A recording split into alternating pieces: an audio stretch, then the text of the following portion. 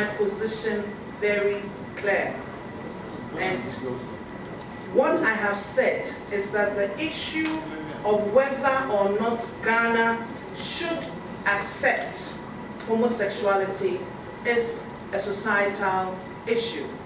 It's an issue that Ghana itself, as a state, should discuss, debate, and decide upon.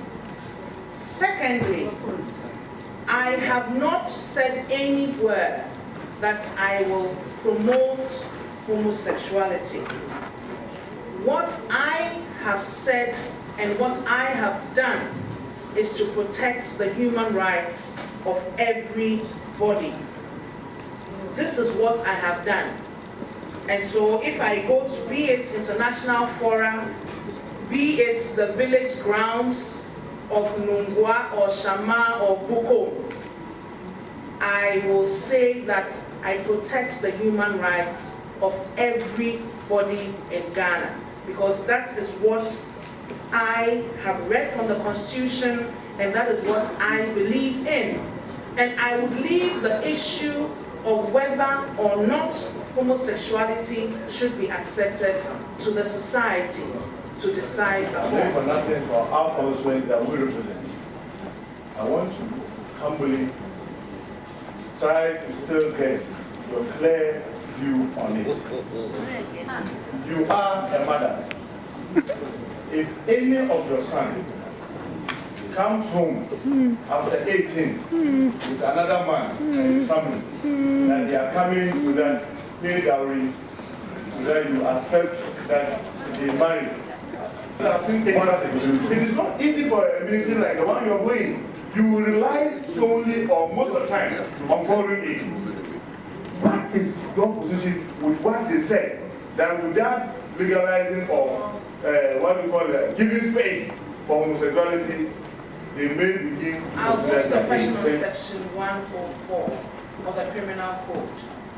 And as you have said, it deals with unnatural carnal knowledge, which offense is gender neutral.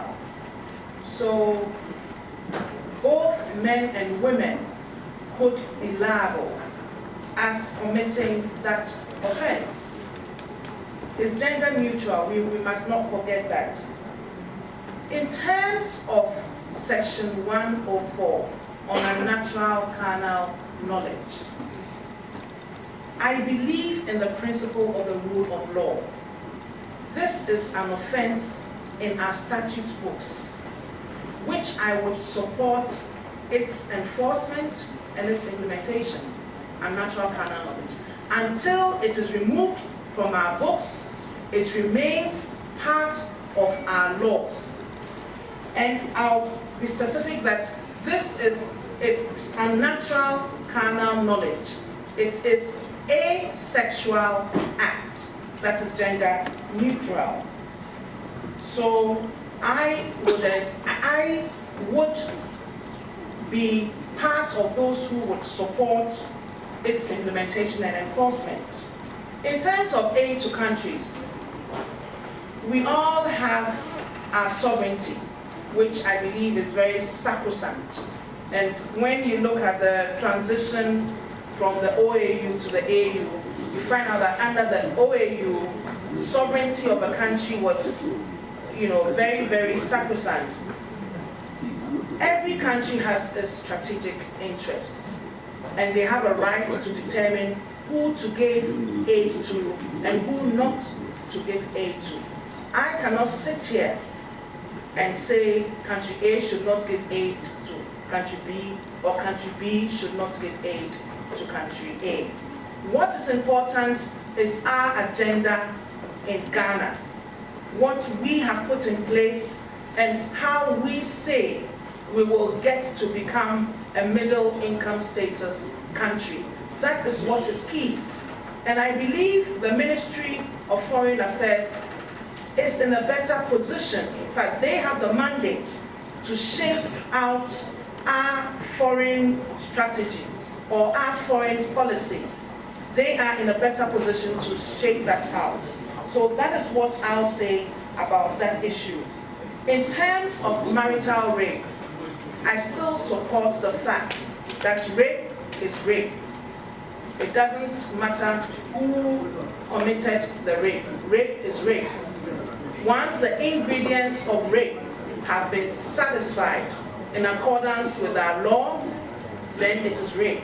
And we know that after the statute revision, certain portions of the criminal code, certain sections were removed. So marital rape is a criminal offense in Ghana as we sit now, despite the fact that it wasn't part of the domestic violence. In terms of my son, in terms of that question of my son, that is personal and that is private. And I have a right to privacy.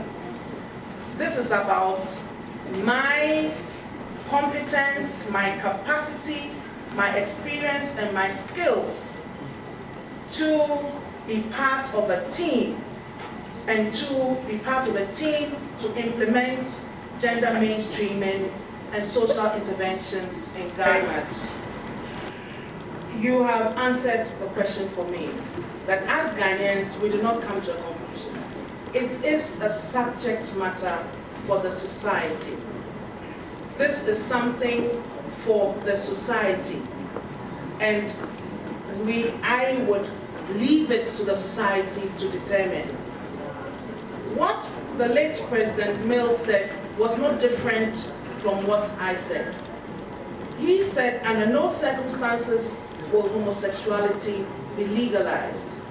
I am saying that I will not promote homosexuality, but I will protect the rights of everyone in Ghana.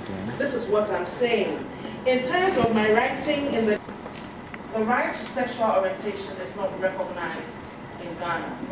When you look at our normative framework, in terms of statute law, in terms of our constitutional law, and even in terms of the international covenants we have ratified and where we're state parties, we have not recognized the right to sexual orientation.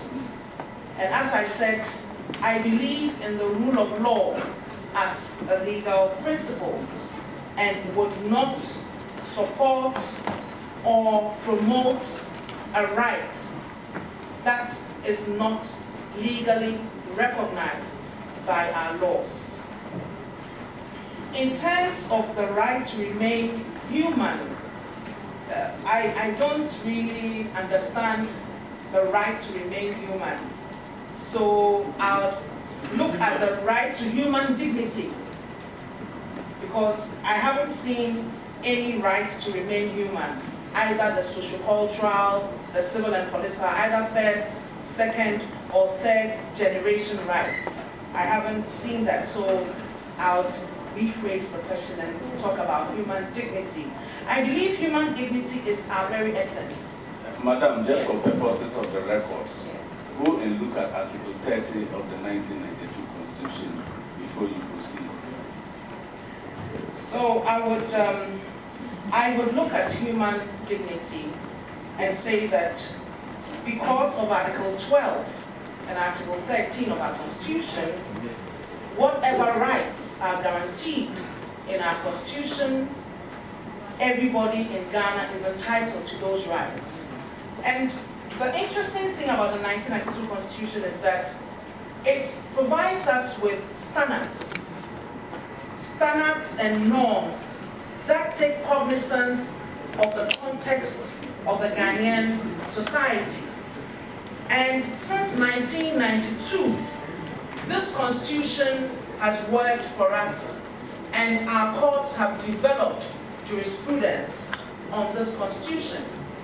And one big success has been Article 25 on the right to health, the right to education, which brought about FQ, school feeding,